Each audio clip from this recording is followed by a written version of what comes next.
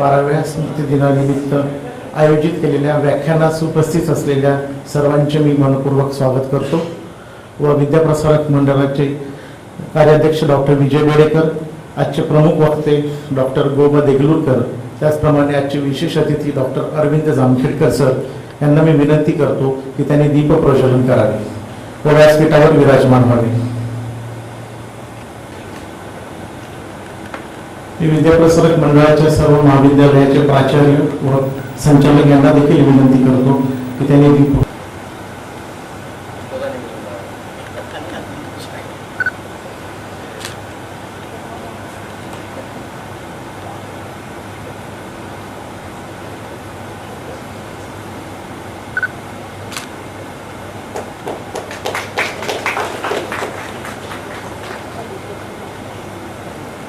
Doctor विजय बेडेकर, कार्याध्यक्ष विद्याप्रसारक मंडळ Thane, doctor Deglurkar. 2016 हा दिवस विद्याप्रसारक मंडळाच्या सर्व शाळा व महाविद्यालयांच्या दृष्टीने अतिशय महत्त्वाचा दिवस आहे. कारण आपणा सर्वांस ठाऊक आहे, याच दिवशी 2004 रोजी डॉक्टर वाना बेडेकर जे विद्याप्रसारक मंडळाचे माजी अध्यक्ष होते त्यांचं देहावसान झालं व पुढच्याच वर्षीपासून म्हणजे 2005 पासून विद्याप्रसारक मंडळाने त्यांच्या या स्मृतिदिनी एक व्याख्यान ठेवण्याची प्रथा सुरू केली आणि अशा प्रकारे 2015 पर्यंत 11 व्याख्यानं झालेली आहेत आणि आजचं हे व्याख्यान जे आहे ते 12वं व्याख्यान आहे. डॉक्टर वाना बेडेकरांचं ठाणे शहरातील महाविद्यालयीन व उच्च शिक्षणाच्या क्षेत्रातलं कार्य फार मोठं आहे. आम्ही सर्व महाविद्यालय अभिमानाने सांगतो की त्यांनी ठाणे शहरातील उच्च शिक्षणाची खऱ्या अर्थाने मुहूर्तमेढ रोवलेली आहे. कारण आम्ही आमच्या नॅकच्या रिपोर्टमध्ये पण अभिमानाने लिहिलेलं आहे की 1969 पर्यंत या शहरामधील मुलं उच्च शिक्षण घेण्यासाठी मुंबईकडे जात असत आणि त्यांचीही गरज लक्षात घेऊन डॉक्टरांनी 1969 साली आपल्या ह्या जोशी बेडेकर, के ग जोशी कला, नागो बेडेकर वाणिज्य व नंतर बांदोडकर विज्ञान महाविद्यालयाची स्थापना केली व आज ही महाविद्यालय म्हणजे आणि विद्याप्रसारक मंडळाचा एक मोठा वटवृक्ष झालेला आहे. आज आपल्या प्रांगणामध्ये तंत्रनिकेतन महाविद्यालय आहे, विधी महाविद्यालय आहे, त्याचप्रमाणे व्यवस्थापन महाविद्यालय आहे, आपल्या शाळा आहेतच, त्याचप्रमाणे वेल्डेश्वर येथे देखील एक नवीन महाविद्यालय, अभियांत्रिकी महाविद्यालय सुरू करण्यात आलेलं आहे. तर याचं सर्व श्रेय डॉक्टर वाना बेडेकर यांना जातं, यात काहीच वाद नाही.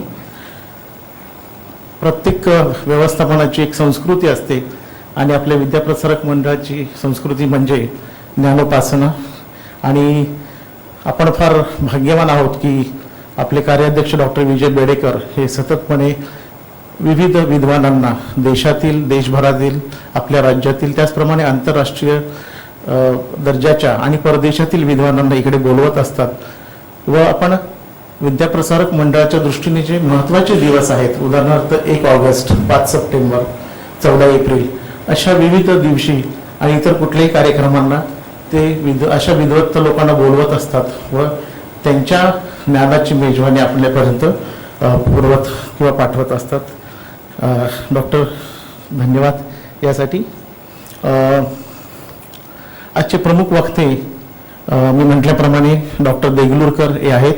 डॉक्टर देगलूरकर हे जगविख्यात स्थापत्यशास्त्रज्ञ, मूर्तिशास्त्रज्ञ, त्याचप्रमाणे इतिहासकार आहेत. या सर्व विषयांचे ते गाढे अभ्यासक आहेत.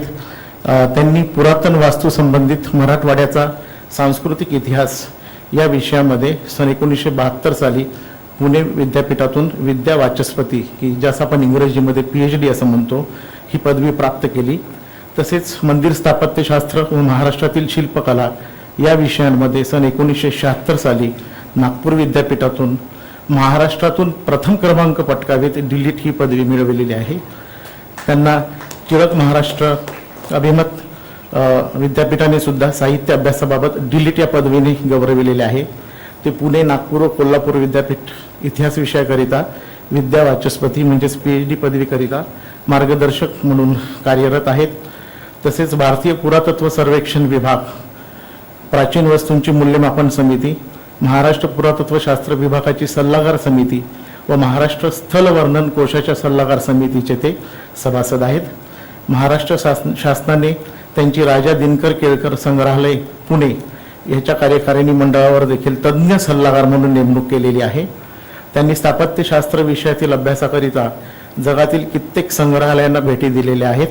उदाहरण द्यायचे झाले तर ब्रिटिश संग्रहालय London, Rome, Italy, New York America, Washington, San Francisco, Los Angeles, Poona हे सर्व शहरं अमेरिकेमधली आहेत. तसेच या विषयासंदर्भात त्यांनी लॉस एंजलिस, शिकागो व श्रीलंका येथील परिषदांमध्ये आपले शोधनिबंध सादर केलेले आहेत. आणि नुकतेच ते डेक्कन महाविद्यालयात अभिमत विद्यापीठाचे अध्यक्ष म्हणून निवृत्त झालेले आहेत. तर असे अतिशय विद्वान असे वक्ते आपल्याला आज लाभलेले आहेत. आणि योगायोग असा की डॉक्टर वाणा बेडेकर यांच्या 11व्या स्मृती व्याख्यानानिमित्त जे प्रमुख वक्ते होते डॉक्टर अरविंद जामखेडकर हे देखील आज आपल्यामध्ये उपस्थित आहेत.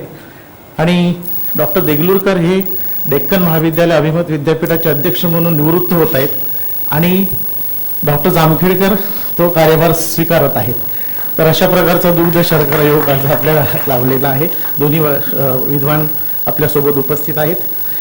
जामखेडकरांविषयी सांगायचं तर ते आपल्या सर्वांना माहिती आहेतच, कारण ते विद्याप्रसारक मंडळाच्या विविध कार्यक्रमांमध्ये सततपणे आपली हजेरी लावत असतात. अनेक वेळा त्यांनी विद्याप्रसारक मंडळ आयोजित परिषदांमध्ये, आंतरराष्ट्रीय परिषदांमध्ये देखील आपले संशोधन पत्रिका वाचलेल्या आहेत, भाषणं दिलेली आहेत. तरी देखील पुन्हा एकदा मी त्यांची सर्व श्रोत्यांना ओळख करून देतो. प्राध्यापक जामखेडकर हे कले, इतिहास, पुरातत्व व प्रतिमा विज्ञानाचे विशेष तज्ज्ञ असून पुरातन भारतीय संस्कृती या विषयाचे गाढे अभ्यासक आहेत. वासुदेव हिंदी सांस्कृतिक इतिहास या विषयावर त्यांनी प्रबंध सादर करून पुणे विद्यापीठातून विद्यावाचस्पती ही पदवी प्राप्त केलेली आहे. नागपूर विद्यापीठातील पुरातन भारतीय इतिहास, संस्कृती व पुरातत्व विभाग ते काही काळ संशोधक व प्रशिक्षण म्हणून तिथे कार्यरत होते. पुरातत्व व संग्रहालय विभाग, महाराष्ट्र शासन येथे देखील ते दीर्घकाळ निदेशक होते. त्याचप्रमाणे त्यांनी मुंबईच्या एशियाटिक सोसायटी या प्रसिद्ध संस्थेचे उपाध्यक्ष म्हणून देखील कार्यभार सांभाळलेला होता. त्यांनी 90 शोधनिबंध प्रसिद्ध केलेले आहेत आजपर्यंत. त्याचप्रमाणे पुणे व मुंबई विद्यापीठांमध्ये 15 विद्यार्थ्यांना MA व PhDच्या अभ्यासासाठी मार्गदर्शन केलेलं आहे. त्यांना अनेक राष्ट्रीय व आंतरराष्ट्रीय पुरस्कार प्राप्त झालेले आहेत त्यांच्या प्रदीर्घ कारकिर्दीमध्ये. पुरातत्व व इतर विषयांवर त्यांनी विपुल लिखाण केलेले आहे. महाराष्ट्रामध्ये झालेल्या अनेक उत्खननांमध्ये त्यांनी फार मोठं योगदान दिलेलं आहे. कारण हे मी ह्याच्यावरून सांगू शकतो, मी जेव्हा विद्यार्थी असताना MAचा जामखेडकर सर आमच्या इतिहास विभागात येत असत व तेव्हा एक विद्यार्थी म्हणून व्याख्यान ऐकण्याचा देखील मला योग आला होता. सध्या ते KJ Somaiya centre for south व साऊथ ईस्ट स्टडीज येथे निदेशक म्हणून कार्यरत करत आहेत. आणि नुकतंच सांगितल्याप्रमाणे त्यांनी डेक्कन महाविद्यालय अभिमत विद्यापीठाचा अध्यक्ष म्हणून देखील कार्यभार स्वीकारलेला आहे. तर पुन्हा एकदा या दोन वक्त्यांना इथे एकत्र आणल्याबद्दल मी डॉक्टर बेडेकरांचे सुरुवातीतच आभार मानतो. व व्याख्यान सुरू होण्यापूर्वी डॉक्टर विजय बेडेकरांनी आजचे प्रमुख वक्ते देगलूरकर यांचं पुष्पगुच्छ देऊन स्वागत करावं अशी विनंती करतो. मी डॉक्टरांना विनंती करतो की त्यांनी डॉक्टर जामखेडकर यांचं देखील पुष्पगुच्छ देऊन स्वागत करावं.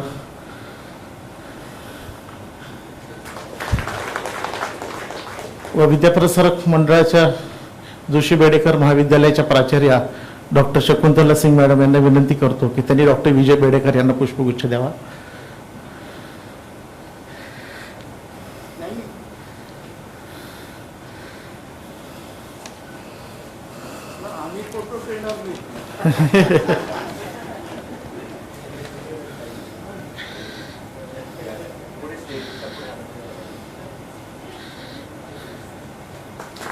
धन्यवाद मॅडम.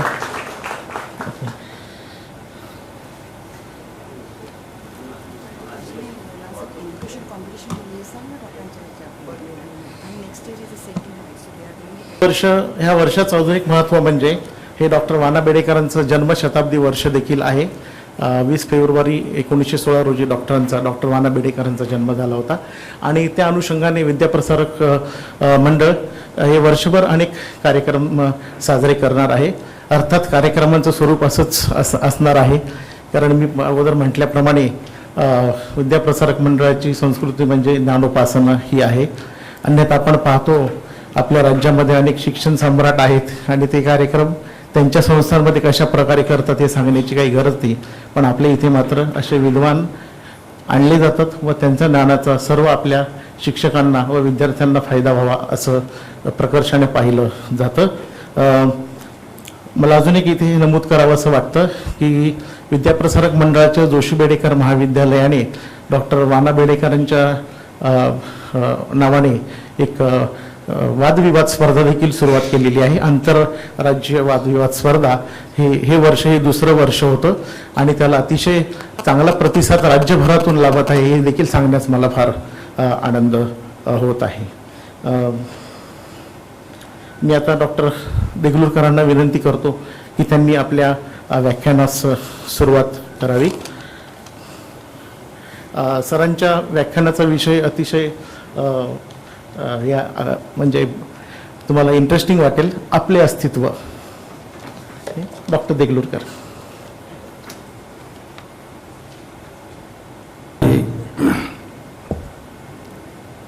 आता असं सांगण्यात आलं की डॉक्टर विजयराव बेडेकर विद्वानांना घेऊन येतात आणि विद्येच्या प्रसारामध्ये भर घातली जाते. त्यामुळं मी थोडा बदल करतो त्यात. इथं आल्यावर तो मनुष्य विद्वान ठरतो म्हणून आमच्यासारख्यांना यावं वाटतं असं म्हणे. आपले अस्तित्व असा माझ्या भाषणाचा विषय मी घेतलेला आहे. एक त्याचं कारण असं की आपण इतरे जनांसारखे आहोत का आपलं काही वेगळेपण आहे, आपली पृथगात्मता आहे, हा विचार आपण कधी केला असेल तर चांगलंच आहे. म्हणजे अशा अर्थाने मी म्हणतो की जगामधल्या सगळ्या देशामध्ये लोक राहतात, त्यांचं काही वैशिष्ट्य असेलही, पण आपलं वैशिष्ट्य काही आपण टिकवलं आहे का, त्याच्याबद्दल आपण कधी विचार केलेला आहे का? आणि जर केलेला असेल तर आपलं वैशिष्ट्य काय आहे, आपल्या अस्तित्वाचं वैशिष्ट्य काय आहे? प्रश्न असा येतो की माझं अस्तित्व खरंच आहे का ते आभासी आहे? याच्या संबंधात अनेक शास्त्रज्ञांनी विचार केला. मायावाद आहे, वास्तववाद आहे, जडवाद आहे, चिन्हवाद आहे, देव, दैव, मोक्ष, निर्वाण या सगळ्या दृष्टीनं विचार करताना आपलं अस्तित्व खरं आहे की ते आभासी आहे असा विचार विद्वानांनी त्या काळामध्ये केला. चर्वणही त्याचं झालं. उत्तर बरोबर सापडत नव्हतं. ते आमच्या ऋषीमुनींना कळत होतं, पण पाश्चात्याचं उदाहरण घेतल्यावर आपल्याला थोडं अधिक पटेल. रेने देकार्त नावाचे एक फ्रेंच शास्त्रज्ञ तत्वज्ञानी आहेत. त्यांनी मनामध्ये संशय आहेत सगळ्यांच्या, अनेक संशय आपल्या अस्तित्वाबद्दल लोकांनी केले, पण जो संशय घेणारा असतो तो संशयातीत असतो की नाही, मग तो असतो त्याचं अस्तित्व कसं? त्याचं एक गमक असं सांगितलं जातं. रेने देकार्त म्हणाले की I think therefore I am, कॉजिटो एर्गो सुम, असं त्याचं फ्रेंचमध्ये त्यांनी केलं. फ्रेंच नाही, लॅटिनमध्ये. म्हणजे मी विचार करतो म्हणजे मी आहे. आता तुमचं अस्तित्व सिद्ध झालं. एकदा माणसाचं अस्तित्व सिद्ध झाल्यावर तो मग बाकीच्या वस्तूंचं, वास्तूंचं आणि इतर गोष्टींचं अस्तित्व कसं सिद्ध करायचं याच्या विचाराला लागला. आणि विचार हे माणसाला विचार करायला प्रवृत्त तर करतातच, पण माणसाच्या प्रगतीलाही ते कारणीभूत असतात. विचाराशिवाय मनुष्य असत नाही. तसं म्हटलं तर विचार कोण करत नाही? पशुपक्षी, किडा मुंग्या, वृक्षवेली सगळ्यांना अस्तित्व आहे, पण सगळे विचार करतात का? पशुपक्षी विचार करतात असं आपण समजू, करतातही ते, पण त्यांचे विचार फार मर्यादित असतात. म्हणजे सहज ज्ञान, इंट्युशन आणि सहज प्रेरणा, इन्स्टिंक्ट एवढ्यापुरतेच त्यांचे विचार मर्यादित असतात. त्यापेक्षा अधिक किंवा त्यापेक्षा पल्याड जाऊन हे पशुपक्षी विचार करू शकत नाही. मनुष्य विचार करत असतो. एक म्हण आहे ग्रीसमध्ये की life is a gift of nature, beautiful living is the gift of wisdom. तर शहाणपण असेल तर तुमचं जीवन तुम्ही व्यवस्थित जगू शकता, सौकर्याने जगू शकता, शांतपणे स्वस्थपणे जगू शकता, असं त्यांचं म्हणणं. हे कशामुळं होऊ शकतं? जगणं हे कुणालाही असतं. माणसाला जे जगणं असतं ते योजनापूर्वक त्यांनी घडवलेलं असलं पाहिजे, विचारपूर्वक त्यांनी ते केलेलं पाहिजे. आणि मी म्हणालो मग त्याप्रमाणे beautiful living is the gift of wisdom. आता हे विजडम येणार कसं माणसाला? हे शहाणपण येणार कसं? तर विचारांच्या मुळं येऊ शकतं. एक ग्रस्त होते, विचार करत होते. त्यांनी एकाने विचारलं की तुम्ही इतके विचारात का असता? तो म्हणाला, मला असं वाटायला लागलंय 40 वर्ष मी आता झाले जगून, मी व्यर्थ जगलोय, मी न जन्मलो असतो तर बरं झालं असतं, असं त्यांनी सांगितलं. हा म्हणाला, असं काय? कारण माझ्यामध्ये विचार येतात कुठून हे मला कळत नाही आहे अजून. एखादी वस्तू उचलून घ्यावी किंवा पचनक्रिया माझी चालू राहावी असे विचार असतात का माणसाचे? का वेगळ्या प्रकारचे काही विचार त्याचे असायला पाहिजेत? हे माझ्या मनात येतं पण मला कळत नाही. ते म्हणाले, अरे तुझ्या शेजारी ती म्हातारी राहते शेजारच्या घरामध्ये, तिला मी विचारलं की तू सुखी आहेस ना? ती म्हणाली, मला काय झालंय? तिला आधी मी विचारलं, आत्मा म्हणजे काय कळलं का तुला? माहिती आहे का? नाही. तिला आधी कळलंच नाही आत्मा काय आणि अमुक काय. तरी तू सुखी आहेस का? हो. कशी काय? 2 वेळा जेवायला मिळतं, गंगेत स्नान करता येतं, देवाला जाऊन दर्शन घेता येतं, अजून काय पाहिजे सुखी असायला माणसाला? हे त्या माणसाला विचारल्यावर, पुन्हा जाऊन सांगितल्यावर तो असं म्हणाला की हे तर मलाही माहिती आहे, मला त्याचा आनंद तसा नको आहे. मला विचार का सुचतात आणि कसे सुचावेत हे कळणं मला आवश्यक वाटतं. मला जीवन सुखाचं कसं जगता येईल हा माझ्या पुढे प्रश्नच नाही आहे. म्हणजे माणसाने विचार कसा केला पाहिजे आणि विचाराचं महत्त्व काय असायला पाहिजे त्याच्या जीवनामध्ये, हे महत्त्वाचं आपण मानलं पाहिजे. अशी एक गोष्ट सांगतात की खेडे, त्या ओट्यावर मनुष्य रोज सकाळी बसलेला, दात घासत बसलेला असतो. समोरून म्हशी गाई चरायला जात असतात. त्या जेव्हा म्हशी आहेत त्यांची शिंग अशी आहेत, पंढरपुरी म्हशींची अशी शिंग असतात वर्तुळाकृती. याच्या मनात रोज असं यायचं की या शिंगातनं आपण उडी मारून जायला काय हरकत आहे. 5-6 महिने त्यांनी विचार केला आणि शेवटी एके दिवशी धैर्य केलं आणि त्यांनी उडी मारली, अडकला. आता ते खेडं होतं, शहर नव्हतं, त्यामुळे ॲक्सिडेंट झाला की ती खेड्यातली माणसं सगळी गोळा झाली त्याला मदत करायला म्हणून, आणि एकाने त्यांना किंवा दोघांनी त्याला ओढून काढलं. एक म्हातारे ग्रस्त होते. ते म्हणाले, अरे काय शहाणा आहेस तू, हे करण्यापूर्वी थोडा तरी विचार करायचा. तो म्हणाला, आजोबा 6 महिने विचार करत होतो. तर असा विचार माणसाला अभिप्रेत नाही.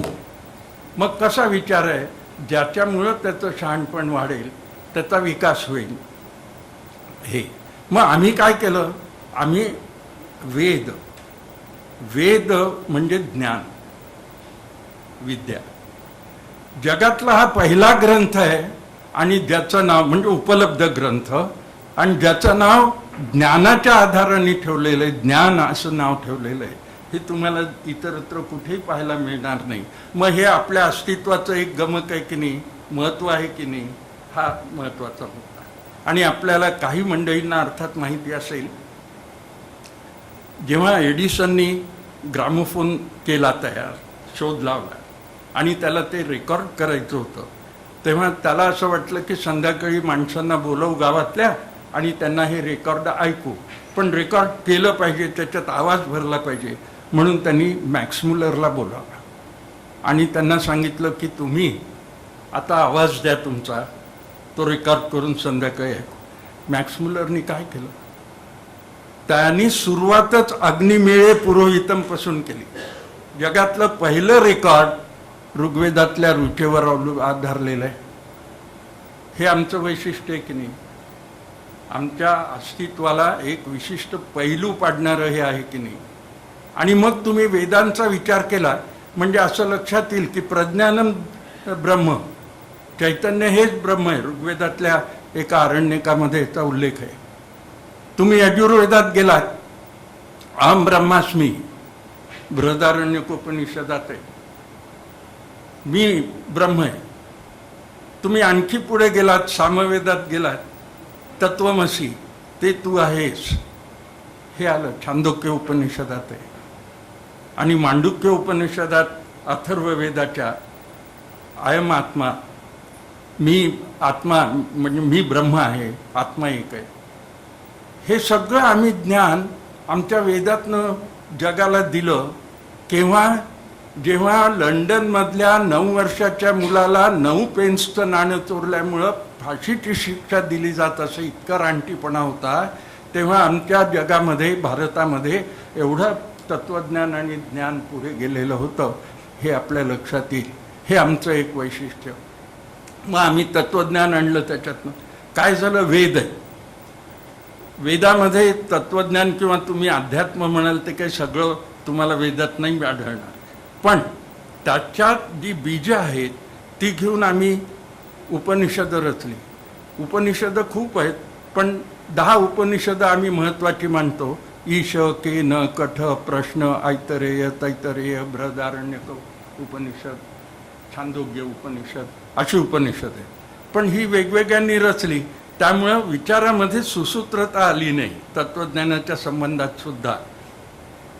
आणि काही चुकलं तर मला भाषणानंतर सांगा, जामखेडकरांना सांगतोय. तर ते विसंवाद याला थोडा त्याच्यात. मग बादरायणाचार्यांनी वेदांत सूत्र केली. म्हणजे हे तुम्ही लक्षात घ्या की वेदापासून वेदांत सूत्रापर्यंत आमच्याकडे सतत सातत्याने अक्षुण्यपणे विचार चाललेला होता तत्त्वज्ञानाच्या अध्यात्माच्या संबंधात. हे महत्त्वाचं आहे. थांबले नाही, ऋषी वेदातले संपले म्हणून बाकीचे लोक विचार करायला थांबले नाही, विचार करायचं सोडलं नाही त्यांनी. आणि वेदांत सूत्रानंतर तर मग भगवद्गीताच. तेव्हा भगवद्गीतेपर्यंत सातत्याने हे आमचं तत्त्वज्ञान आलं. या 3 ग्रंथाला प्रस्थानत्रयी असं म्हणतात. आणि मग आमचं तत्त्वज्ञान सगळं यात आलं. तत्त्वज्ञान म्हणजे तरी काय, तर नियती आणि निसर्ग सारखे प्रश्न तुमच्या पुढे ठेवत असतो आणि मनुष्य त्याची उत्तरं देत असतो. प्रश्न संपत नाहीत, उत्तरं द्यायला मनुष्य थकत नाही.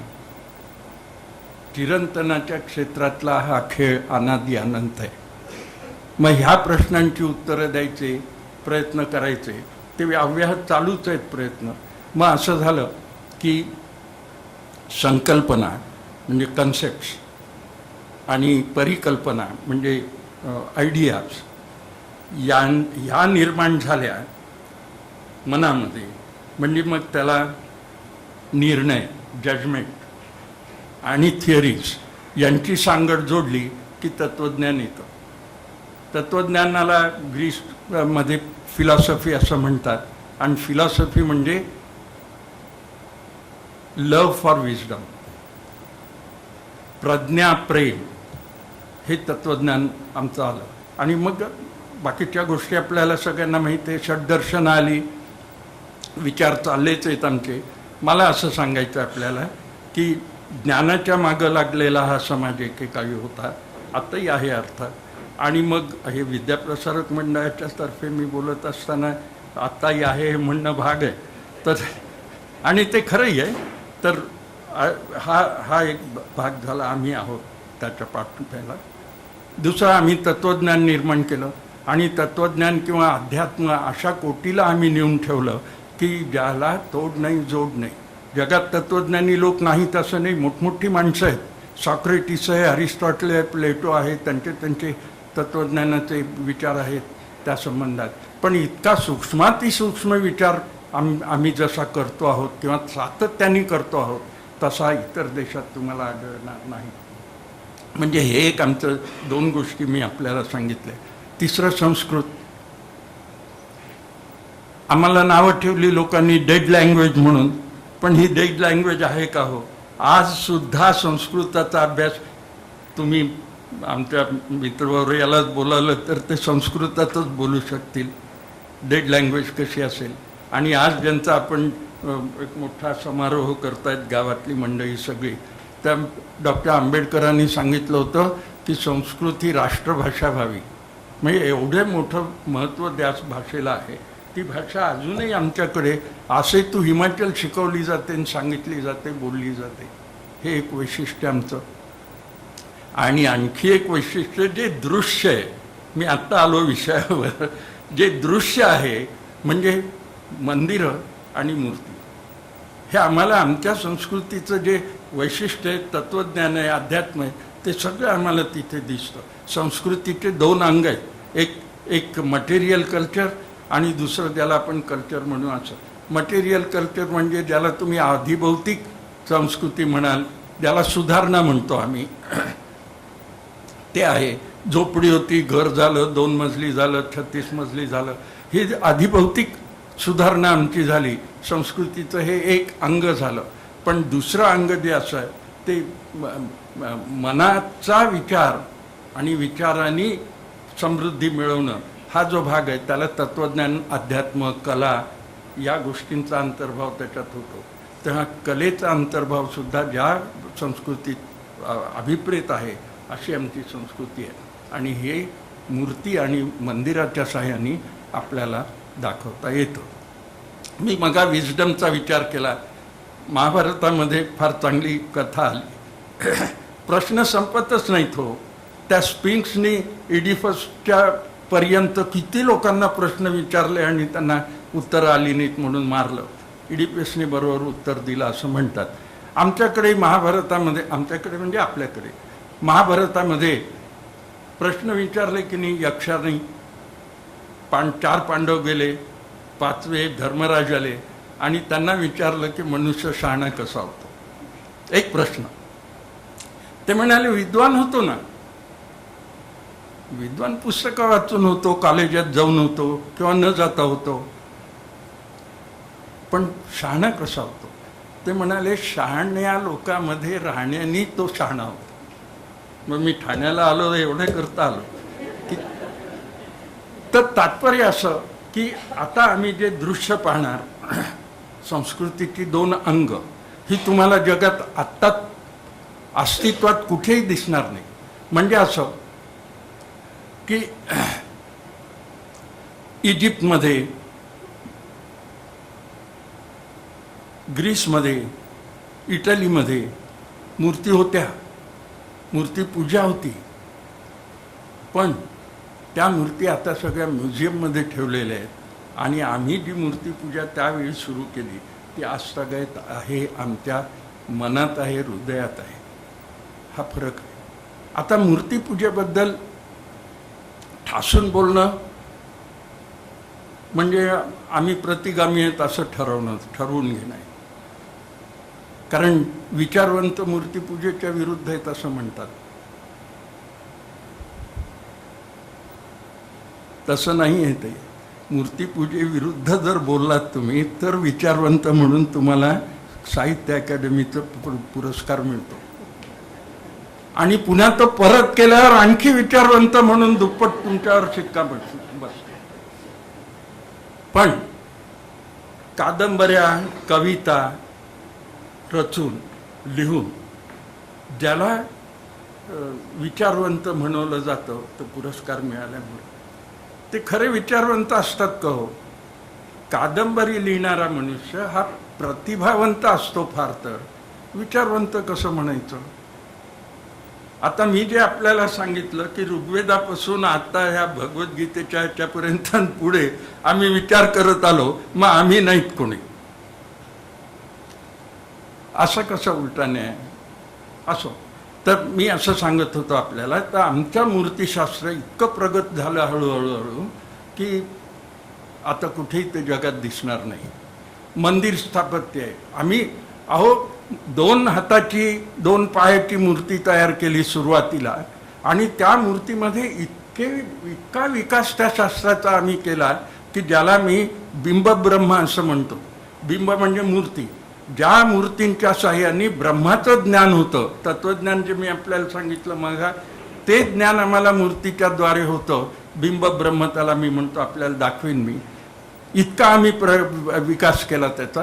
किंवा मंदिरांचा सुद्धा, मंदिरं अशी आम्ही बांधली हळूहळू. झोपडी होती अमुक तमुक, आणि इतकी छान मंदिरं आता आम्ही बांधली की ती मंदिरं आम्हाला ब्रह्माचं ज्ञान करून देण्या इतका मार्गदर्शक ठरतील असं ते स्थापत्य आहे. त्याला मी वास्तुब्रह्म म्हणतो. तेव्हा हे बिंबब्रह्म आणि वास्तुब्रह्म हे आमच्या संस्कृतीचं आणि आमच्या अस्तित्वाचं एक महत्त्वाचं असं लक्षण आहे.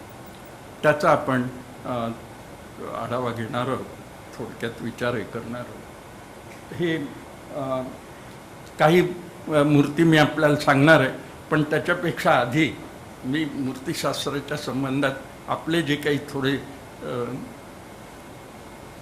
समज आहे ते गैरसमज कसे आहे मी सांगितल्यावर लक्षात येईल आपल्या. आपण असं म्हणतो की 33 कोटी देव आहेत, तर देव 33 कोटी नाहीत.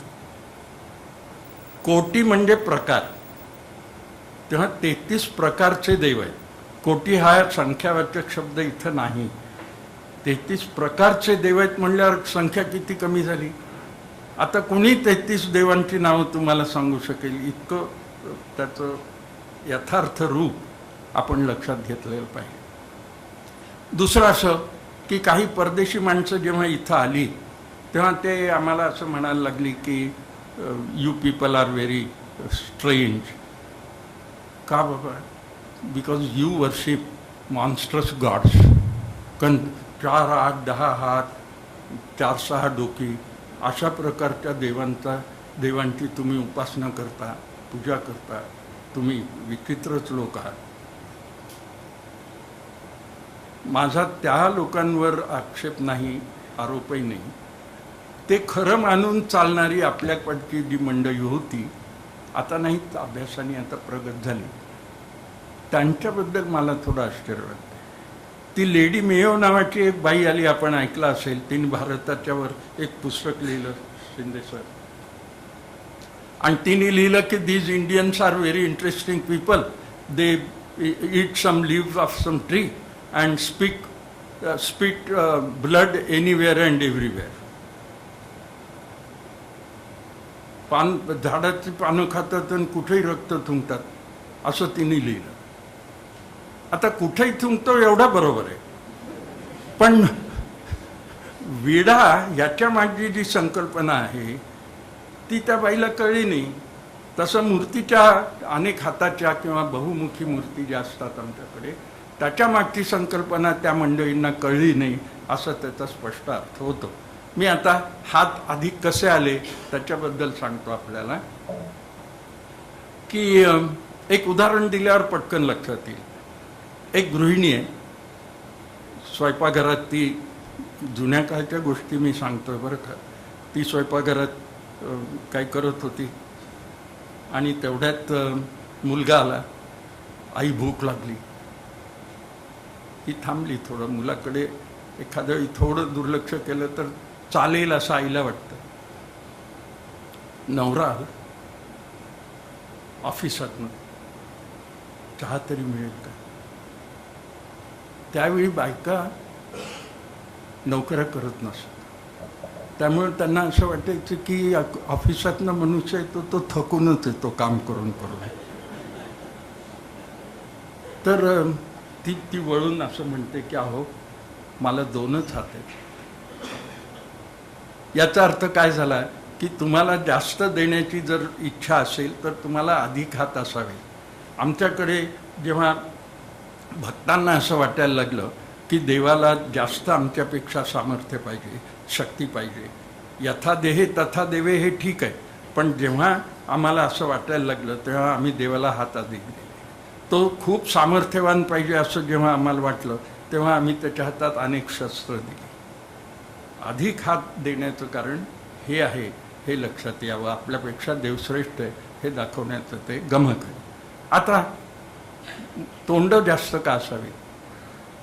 एक गोष्ट मुद्दाम सांगतो, देवाला कोणत्याही 2 तोंड नसतात. लक्षात आलं. अधिक असतात. आता महादेव आहे, शिव आहे, त्याला 5 तोंड आहे. सद्योजात, वामदेव, अघोर, तत्पुरुष आणि ईशा. एलिफंटाला तुम्ही घारापुरीला गेलात म्हणजे ती मोठी मूर्ती जी दिसेल तिला 3 तोंड तर दिसतात, 4थं मागं असतं आणि 5वं गृहीत धरलेलं असतं. त्यापेक्षा अधिक तोंड असतील. मी 25 तोंडाची शिवाची मूर्ती पाहिली आहे, म्हणजे 50 हात असणार, तर तो महासदस्य. 6-7 पेक्षा अधिक तोंड असतील तर तो महासदस्य. हे का. तर महादेवाला, शिवाच्या आम्हाला 5 अवस्थिती दाखवायच्या आहेत. तर 5 अवस्थिती दाखवायच्या. तर अवस्थिती शब्द अवघड थोडा वाटला असेल तर सोप्या मराठीत सांगतो, आस्पेक्ट्स. तर 5 आस्पेक्ट्स शिवाचे दाखवायचे आहेत आम्हाला. ते कसे दाखवणार आम्ही, तर 5 तोंड दाखवू. ठीक आहे. म्हणजे अघोर नावाचा शिव आहे, त्याचं एक वेगळं लक्षण आहे. सद्योजात आहे, त्याचं वेगळं आहे. इंग्रजीमध्ये फिगर्स ऑफ स्पीच म्हणून एक प्रकार येतो, त्याच्यामध्ये पार्ट फॉर दी होल असं म्हणतात. म्हणजे असं की आज भाषणाला किती माणसं होती हो, तर ते उत्तर येतं ते असं की 101 डोकी होती. म्हणजे डोकं म्हटल्यावर माणसं आली की नाही, तसं 5 तोंड दाखवली म्हणजे 5 अवस्थिती त्याच्या आल्या. 5 मूर्ती करायची काय गरज आहे. म्हणजे या मूर्ती करणाऱ्या लोकांनी आपल्या प्रतिभेचा आणि विचाराचा कसा उपयोग करून घेतला याची कल्पना तुम्हाला येईल. अहो हे काहीच नाही. जेव्हा तुम्ही आणखी मूर्ती पाहाल ना, तेव्हा तुम्हाला असं लक्षात येईल की आमचं शास्त्र, त्याच्यावर अधिकार गाजवणारी मंडळी, विद्वान मंडळी, ती बरोबर कलाकारांना सांगणार आणि कलाकार आपल्या दृष्टीनं ह्या सगळ्या संकल्पना मूर्तींच्याद्वारे तुमच्या पुढे ठेवणार. हे फार अवघड काम आहे, पण ते आमच्या पूर्वसुरींनी करून दाखवलेलं आहे. आता तिसरा एक भाग सांगतो मूर्तिशास्त्राच्या संबंधित, मग वळतो इकडे. तो भाग असा आहे की देवाला एकच पत्नी असते, 2 नसतात.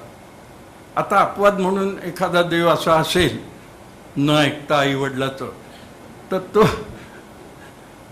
पण एकच असते. दुसरी जी असते ती त्याची शक्ती असते.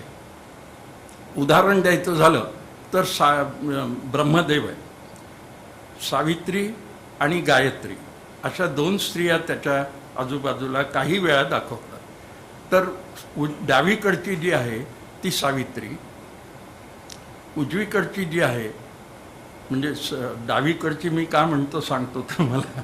डावीकडची का म्हणतो तर तुम्ही उजवीकडचे नाही, मग डाव्याचे लोक, डाव्याचा विरोध तुम्हाला असणार नेहमी. तर ती डावीकडची गायत्री, सावित्री, आणि उजवीकडची ती शक्ती, ती गायत्री. डावीकडची सावित्री, चुकलं मला वाटतं. पत्नी जी असते ती डावीकडे आणि शक्ती असते ती उजवीकडे. आता प्रश्न असा येतो की म्हणजे मला कोणी दम देऊ नका नंतर भाषणानंतर, कारण सांगतो की पत्नी शक्ती असू शकते बरं, पण शक्ती कधी पत्नी नसते, हा एक विचार लक्षात घ्या.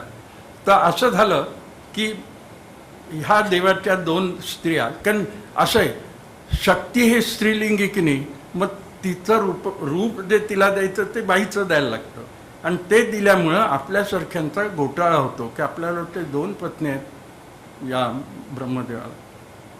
असं असत नाही. एक चांगलं उदाहरण देतो म्हणजे लक्षात येईल, कार्तिकेयाचं आहे.